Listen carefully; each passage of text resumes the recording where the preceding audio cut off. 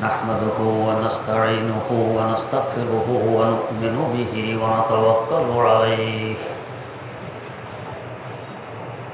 ونعوذ بالله من شرور أنفسنا ومن سيئات أعمالنا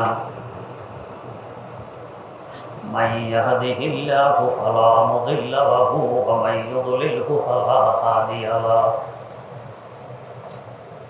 ونشهد أن لا إله إلا الله وحده لا شريك له ونشهد أن سيدنا ونبينا ومولانا محمدا عبده ورسوله أرسله بالحق بشيرا ونذيرا وداعيا إلى الله بإذنه وسراجا منيرا صلى الله تعالى عليه وعلى آله وأصحابه وسلم تسليما كثيرا كثيرا أما بعد فأعوذ بالله من الشيطان الرجيم بسم الله الرحمن الرحيم يا أيها الذين آمنوا ادخلوا في السلم كافة ولا تتبعوا خطوات الشيطان إنه لكم عدو مبين صدق الله مولانا العظيم আল্লাহ রাব্বুল আলামিন বলেন, ইসলামে পুরোপুরি দাখিল হোক। এমন নয় যে মসজিদে আসলে ইসলাম, বাইরে গেলে সেকুলারিজম। মসজিদে আসলে আল্লাহ বিলে ইবাদত বন্দেগী, বাইরে গেলে মনচাহি জিন্দেগি। আমি পুরোপুরি মুসলমান হতে পারিনি।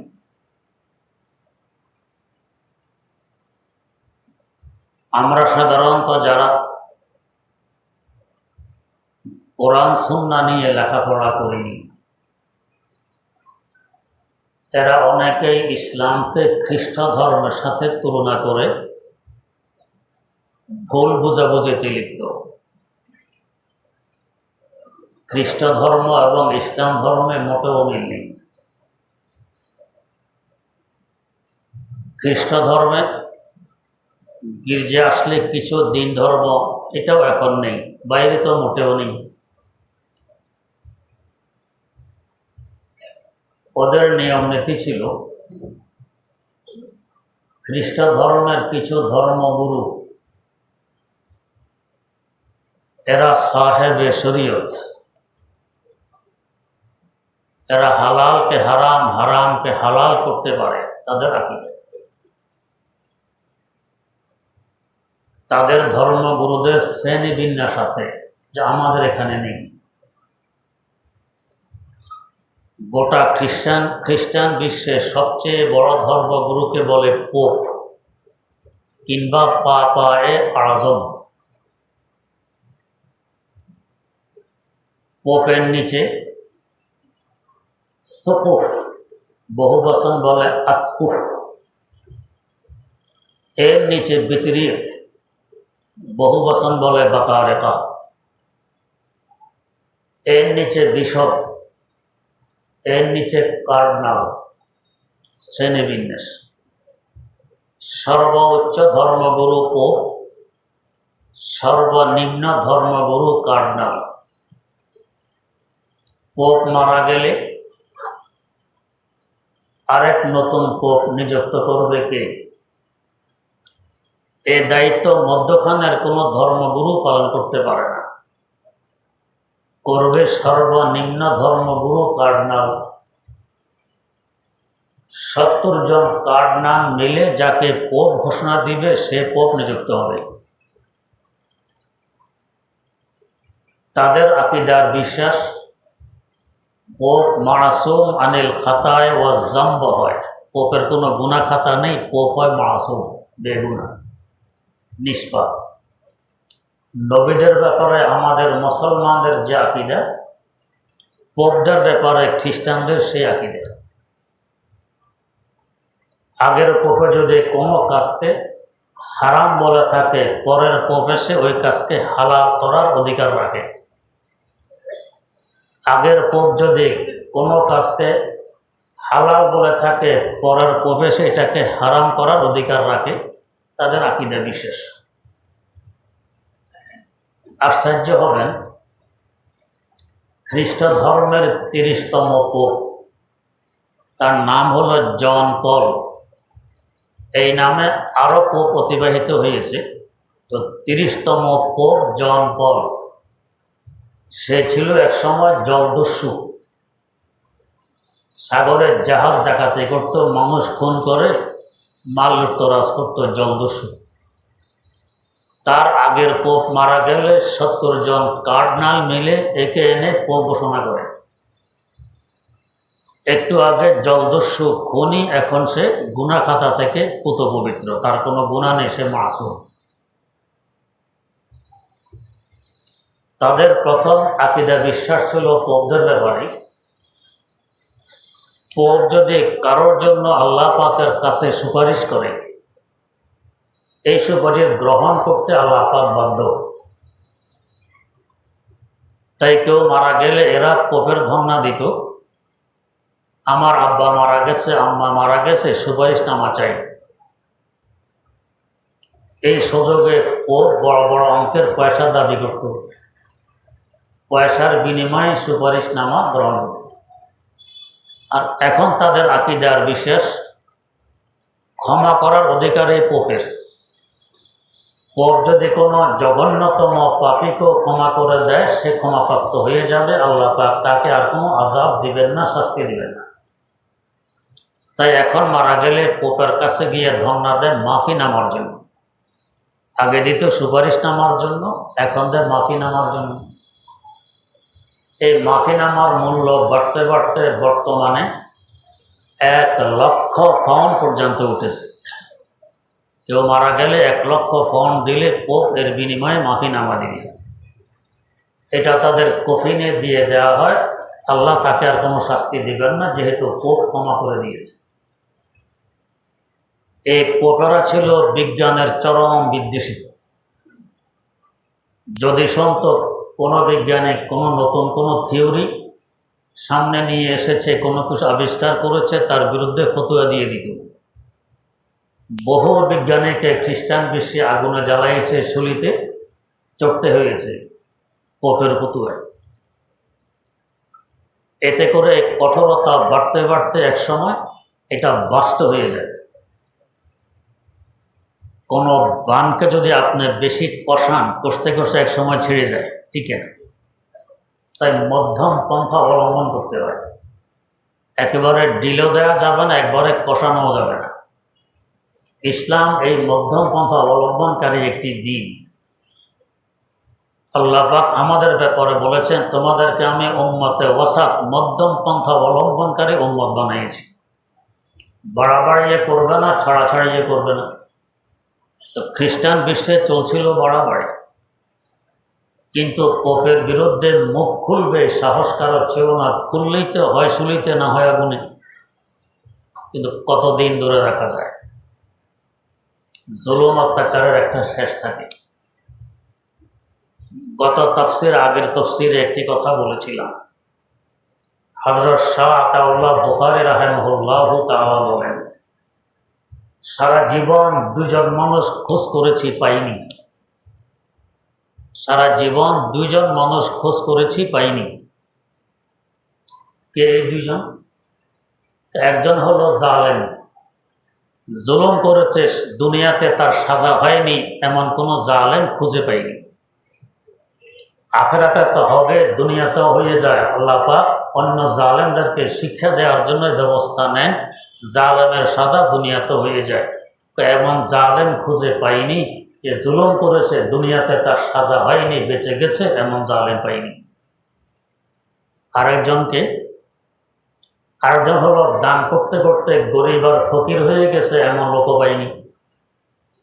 কারণ আমার আল্লাহর কথা সত্য, ইয়ামহাকুল্লাহু রিবা ওয়া ইউরবিস সাদাকাত। সুদকে আল্লাহ পাক মিটায় দেয়, সম্পদকে ধ্বংস করে দেয় সুদে। দান করাতে সম্পদ বাড়ায়, দান করাতে সম্পদ বাড়ায়, সুদের সম্পদ ধ্বংস করে। সুদ সম্পর্কে আল্লাহ পাক তৌফিক দিলে সামনে আলোচনা হবে ইনশাআল্লাহ। এই বেশি কষাইতে কষাইতে এক সময় খ্রিস্টান বিশ্বে এটা বাস্তব হয়ে যায় পোপের বিরুদ্ধে। লোথোন নামক এক ব্যক্তি প্রথমেই প্রতিবাদ জানার সাথে সাথে তার সাথে অনেক লোক জড়ো হয়। হতে হতে বিশাল আকার ধারণ করে। এত লোকের বিরুদ্ধে অ্যাকশন নেওয়া এখন কন্ট্রোলের বাইরে চলে গেছে। এই খ্রিস্টান বিশ্ব দুই ভাগে বিভক্ত হয়ে পড়ে। এদেরকে বলে প্রোটেস্ট্যান্ট, প্রতিবাদী। আর যারা পোপের নিয়ম নীতির বিশ্বাসী এদেরকে বলে ক্যাথলিক। এই প্রোটেস্ট্যান্ট যারা প্রতিবাদী এরা তখন ক্যাথলিকদেরকে মৌলবাদী বলে গালি দিত। এখনও খ্রিস্টান বিশ্বের অধিকাংশ মানুষ পোপের নিয়ম নীতির বিশ্বাসী। ক্যাথলিকদের সংখ্যা বেশি, প্রোটেস্ট্যান্টের কম। প্রোটেস্ট্যান্টরা হলো আধুনিকবাদী, ধর্মকে আধুনিক করতে হবে। আর যারা পোপের নিয়ম নীতির বিশ্বাসী আগে যে অবস্থা আছে এই অবস্থায় থাকবে। তো এই মৌলবাদের গালিটা কিন্তু খ্রিস্টান বিশ্বের আবিষ্কার, আমাদের নয়। আমাদের দেশের কিছু মূর্খ মার্কা শিক্ষিত খ্রিস্টান বিশ্বের ঘোলা এবং নাপাক পানি দ্বারা তাদের মন মস্তিষ্ক ধোলাই করা। ইসলাম সম্পর্কে তাদের তেমন জ্ঞান নেই। এরা ওই গালিটা ওদের দেশ থেকে আমদানি করে আমাদের দেশে ব্যবহার আরম্ভ করেছে। যারা একটু ধর্মকর্ম মেনে চলতে চায় তাদেরকে গালি দিয়ে মৌলবাদী করে। অথচ আমাদের ধর্মকে দুই ভাগে বিভক্ত। আমাদের ইসলাম যেভাবে এসেছে এইভাবে আছে, ইনশাআল্লাহ এইভাবে কিয়ামত পর্যন্ত থাকবে। কারণ আমার আল্লাহর প্রতিশ্রুতি, ইন্না নাহনু নাযালনা যিকরা ওয়া ইন্না লাহু লাহাফিজুন। এই কোরআন, এই দ্বীন ইসলাম আমি অবতীর্ণ করেছি, এর সংরক্ষণের দায়িত্ব আমার। যদি দিন আল্লাহ পাক নিজে সংরক্ষণের দায়িত্ব নিয়েছেন, এটাকে পরিবর্তন ঘটানোর ক্ষমতা কার? কারণেই পারে না। যেমন হযরত খালিদ বিন ওয়ালিদ রাদিয়াল্লাহু তাআলা সারাটি জীবন কাটিয়েছেন যুদ্ধের মাঠে, কিন্তু শহীদ হননি, ঘরের বিছানে ইন্তেকাল করেছেন। আফসোসও করে গেছেন। ওনার স্ত্রীকে বলেছেন যে প্রত্যেকটি যুদ্ধক্ষেত্রে আমার নিয়ত ছিল এই যুদ্ধে আমি শাহাদাত বরণ করব, কিন্তু কোথাও শাহাদাত বরণ করিনি। প্রত্যেকটি যুদ্ধে তিনি বিজয়ী হয়েছেন, শহীদ হননি, মারা গেছেন বলে। কেন তিনি শহীদ হন? হযরত নবী করিম সাল্লাল্লাহু আলাইহি ওয়াসাল্লাম তাকে উপাধি দিয়েছিলেন সাইফুল্লাহ, আল্লাহর তলোয়ার। আল্লাহর তলোয়ার ভাঙবে কীভাবে? ভাঙা তো সম্ভব নয়। আল্লাহর তলোয়ার ভেঙে যাওয়ার কল্পনা করা যায় না, তাই তিনি শহীদ হতে পারেননি এই উপাধির বরকত।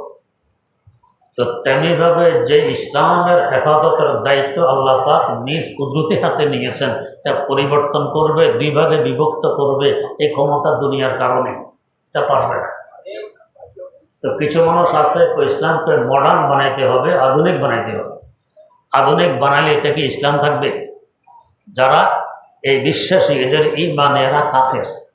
এই বিশ্বাস নিয়ে যদি কেউ গালি দেয় অমুক মৌলবাদী তমুক মৌলবাদী, ঈমান নেই, তারা কাফের, কোনো সন্দেহ নেই। কারণ ইসলাম খ্রিস্টান বিশ্বাস নেই, দুই ভাগে বিভক্ত হয়নি, হবেও না। ইসলাম এক ছিল, এখনও এক আছে, ভবিষ্যতেও ইনশাআল্লাহ এক থাকবে। তো ইসলামী জ্ঞান না থাকার দরুন খ্রিস্টান বিশ্ব থেকে এই শব্দটি মৌলবাদী আমদানি করে আমাদের দেশে ব্যবহার শুরু করে। এটা অজাগায় ব্যবহার।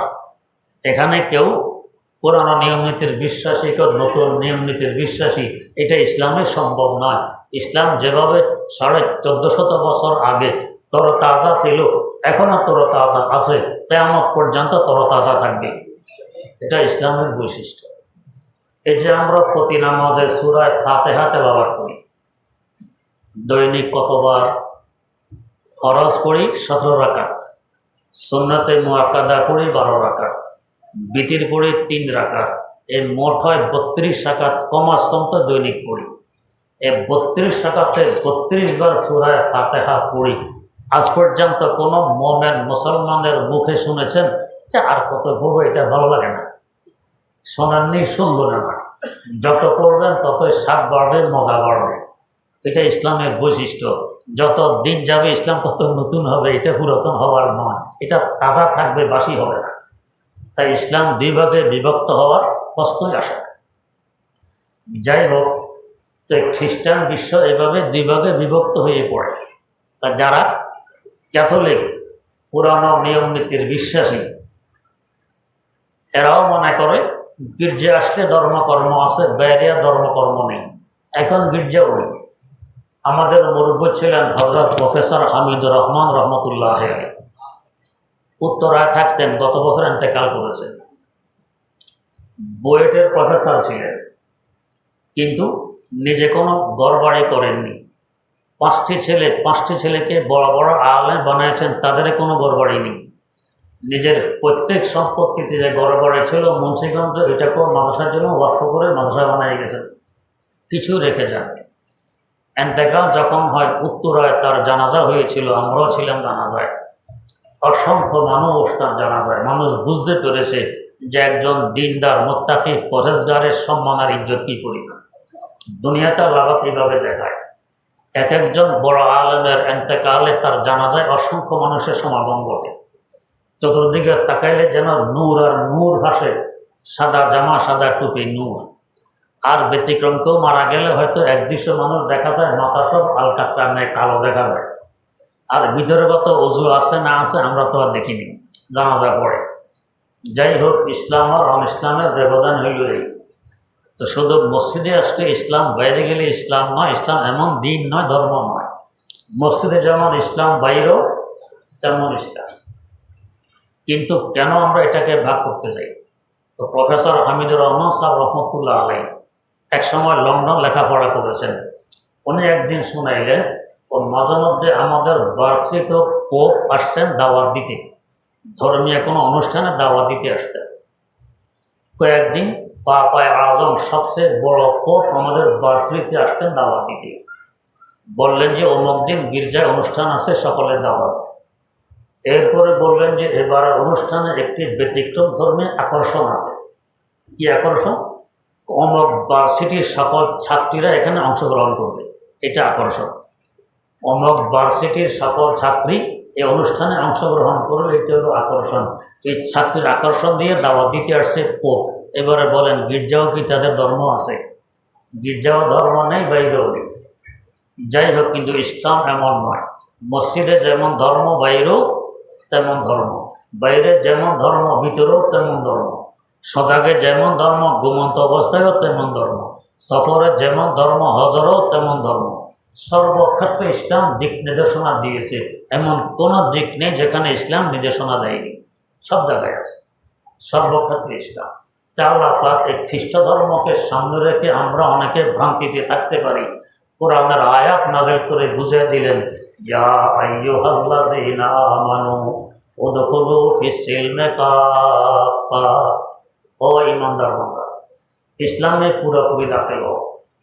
এই নয় যে মসজিদে আসলে ইসলাম, বাইরে গেলে ইসলাম নেই, মনসাকি জিন্দিগি, এটা যাতে না হয় সর্বক্ষেত্রে। কিন্তু আমরা যারা সাধারণত ইসলামী জ্ঞানে জ্ঞানী নই, কোরআন হাদিস বুঝি না, জানি না, আর কেউ যদি দাবি করে আমি জানি, গবেষণা করি, অনুবাদ করে, তাও ইংরেজিতে, ইংরেজি। পুরা বিশ্বের বড় বড় বিজ্ঞ আলেমদের সমন্বয়ে একটি সংগঠন আছে, মাজমাউল ফিকহিল ইসলামী, যার হেডকোয়ার্টার হলো জিদ্দা। ওনারা একবার সিদ্ধান্ত নিলেন, এই বিশ্বে এ পর্যন্ত কোরআনের যত ভাষায় যত অনুবাদ হয়েছে সবগুলো সংগ্রহ করে একটু যাচ পড়তাল করে অনুবাদগুলো সহি কিনা, না কোনো ভুল আছে। আমার শেখ মুর্শিদ শেখুল ইসলাম আল্লামা তাকি উসমানী দামাত বারাকাতুহু এই ইসলামিক ফ্যাক একাডেমির ভাইস প্রেসিডেন্ট। তা হযরত বললেন, সকল ভাষায় কোনো না কোনো অনুবাদ বিশুদ্ধ পাওয়া গেছে, কিন্তু ইংরেজি ভাষায় একটি অনুবাদও বিশুদ্ধ পাওয়া যায়নি। চিন্তা করুন, একটি অনুবাদও বিশুদ্ধ পাওয়া যায়নি। তা তাই ওনারা সিদ্ধান্ত নিয়ে বিশুদ্ধ একটি অনুবাদ ছাপেন, তাফসিরও ছাপেন, তাফসিরে মাআরিফুল কোরআন। আমার শেখ মুর্শিদ শেখুল ইসলাম আল্লামা তাকি ওসমানী দামাত বারাকাতুহুমের আব্বা জানের, মুফতি আজম ফকিহে মিল্লাত মুফাসসিরে কোরআন আল্লামা মুফতি মোহাম্মদ শফি রহমতুল্লাহ আলাইহির লিখিত 8 খণ্ডের বিশাল একটি তাফসির, তাফসিরে মাআরিফুল কোরআন। এটাকে ইংরেজিতে অনুবাদ হযরত নিজে করেছেন। এটা ছেপেছে ইসলামিক ফিকহ একাডেমি থেকে, এবং কোরআনের অনুবাদও হযরত ইংরেজিতে করেছেন। এটাও ছেপেছে ইসলামিক ফিকহ একাডেমি থেকে।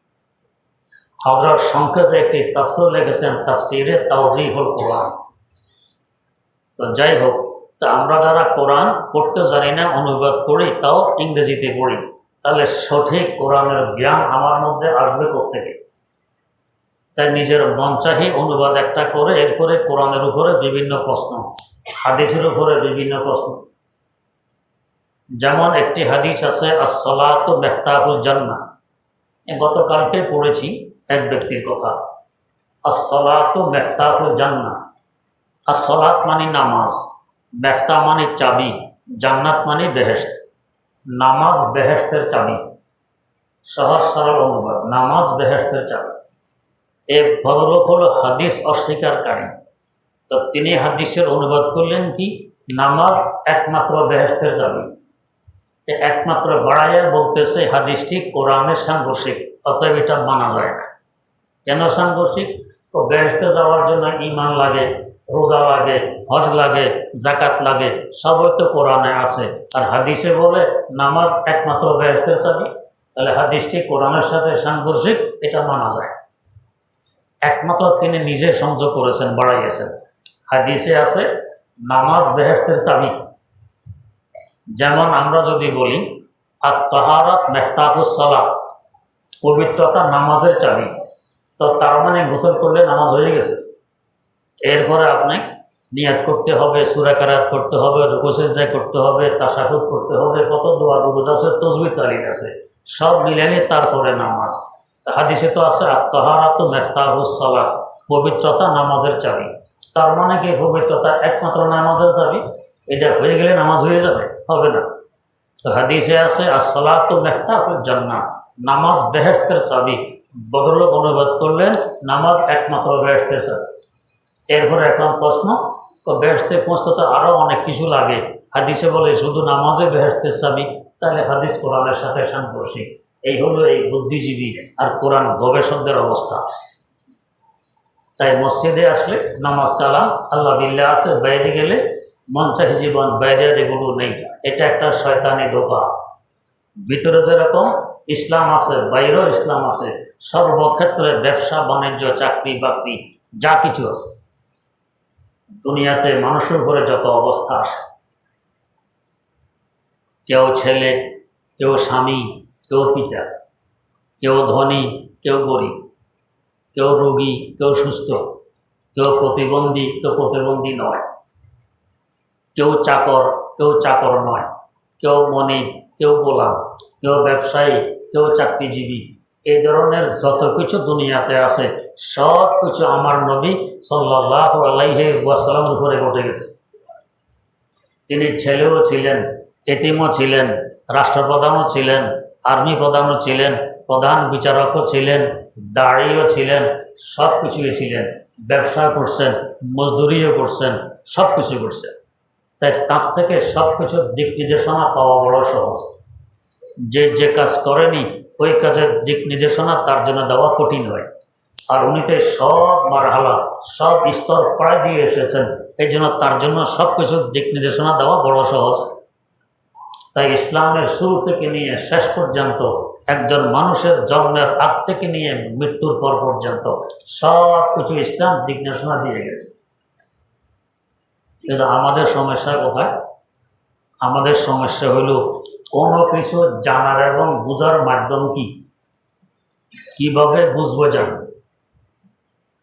যারা ইসলাম বিশ্বাসী নয়, বিশেষ করে সেকুলারিজমের বিশ্বাসী, ধর্মনিরপেক্ষতায় বিশ্বাসী, এরা মনে করে জানার বোঝার মাধ্যম হলো দুইটি। একটি হলো পঞ্চ ইন্দ্রিয়, যথাক্রমে জিহ্বা, কর্ণ, নাসিকা, চক্ষু, ও ত্বক, জিহ্বা, কর্ণ, নাসিকা, চক্ষু ও ত্বক। ত্বক মানে চামড়া। এগুলো হলো জানার বুঝার মাধ্যম। আরেকটি হলো আকল, বিবেক। এরা জানার বুঝার মাধ্যম। এ পর্যন্ত তাদের মাধ্যম শেষ।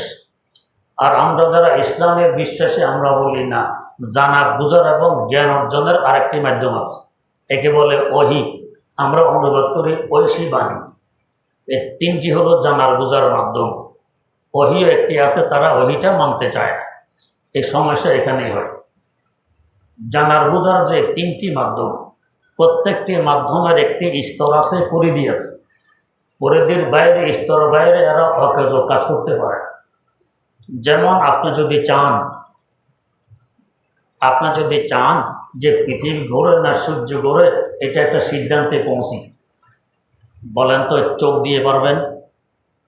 চোখ তো দেখে পৃথিবী স্থির। কান দিয়ে পারবেন? আপনার কানে কি মাইক দিয়ে ফুঁক দিয়ে বলে পৃথিবী ঘোরে না সূর্য ঘোরে, সূর্য ঘোরে না পৃথিবী ঘোরে? না। কথায় কথা মনে পড়ে, আমাদের লাকসামে একজন বিজ্ঞ আলেম ছিলেন, হযরত মাওলানা আব্দুল আজিজ রহমতুল্লাহ আলাইহি।